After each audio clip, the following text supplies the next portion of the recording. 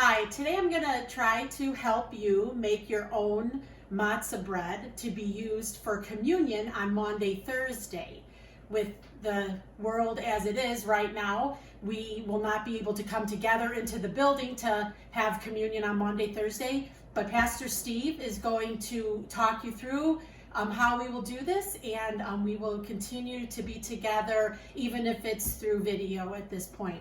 So let's get started. So to make this bread, you need to preheat your oven to 475 degrees, which I already did, and you need to put your put the rack on the highest level, which I've already done, and put your baking pan, a heavy baking pan, in the oven to heat up.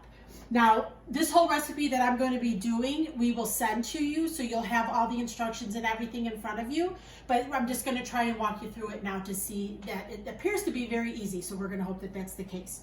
So the first thing you want to do is you want to have a clean work surface, obviously, and you want to take a teaspoon of flour and dust your surface where you're going to be working.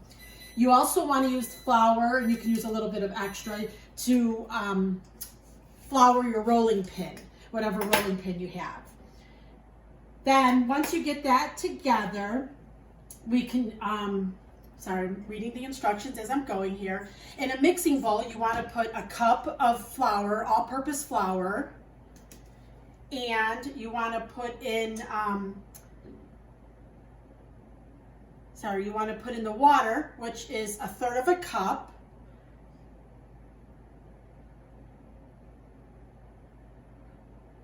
And then you just want to use a fork, regular fork, and you want to combine that and bring it all together till it forms, they call it a rough ball.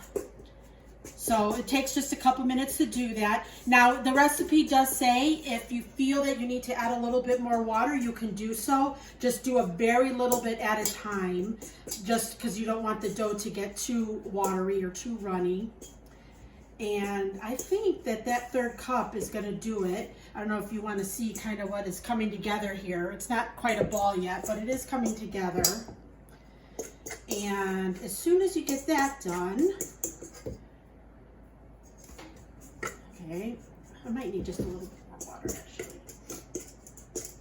I'm going to put just a tiny bit more water in using my measuring. I'm going to go about a 1/2 teaspoon more.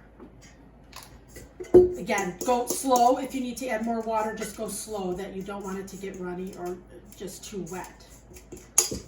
Okay, once you get this formed into a rough ball, you're going to take it and move it to your floured surface. I'm doing that now. It's fine pretty well. I'm using my hand a little bit at the end here to finish forming the ball. I think that would be fine to do. The fork was just meant to help bring it all together. So once you have that rough ball, bring it to your floured surface.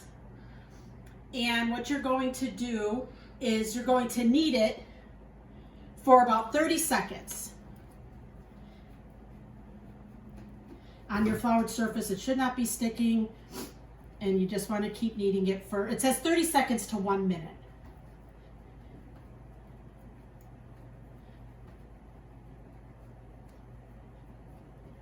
Then I'm going to finish doing that while I'm telling you the next step.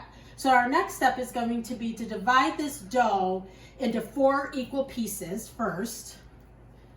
So again, just I'm kneading it.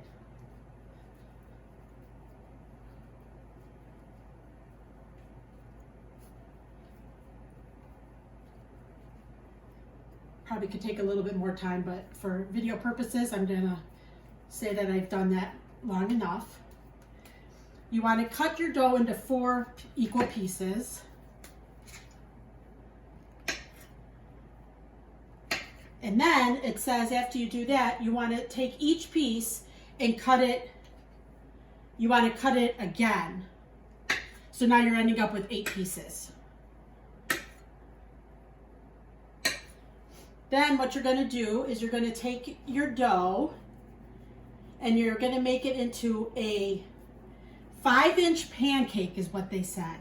Now this is where your roller comes in. Work on your floured surface, and with your, I might need a little more flour on my rolling pin. Again, this, I'm kind of rushing through, just showing you how the process is done. You can take a little bit more time, make your cuts a little bit more even, because obviously this first piece is not going to be a 5-inch piece. It doesn't need to be perfect in shape or anything like that. Then, once you've got that, it's thin. You want it to be very thin. Going from the center and pushing out to the sides, you want it to be very thin.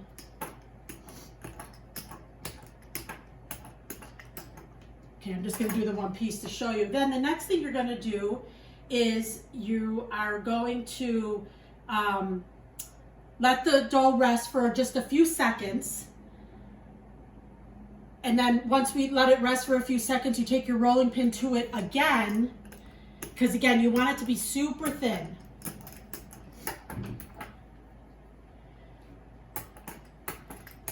And as I'm showing you, just keep in mind, take the time, follow the recipe, take the time to do what is needed to make it the right way. I'm just trying to kind of push through a little bit just for the sake of video timing.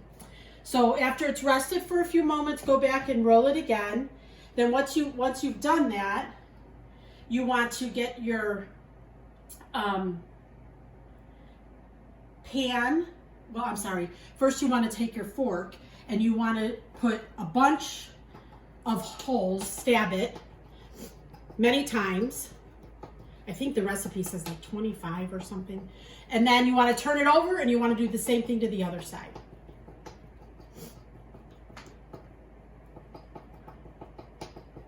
Then once you've done that,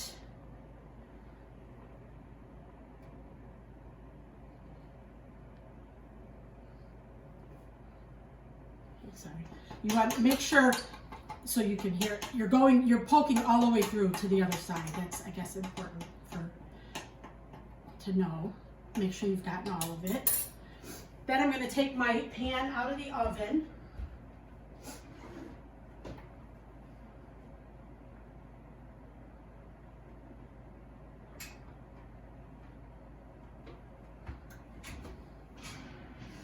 So you have your hot pan. You're going to place your dough on that hot pan, straight back into your oven, and you're going to set a timer for 2 minutes.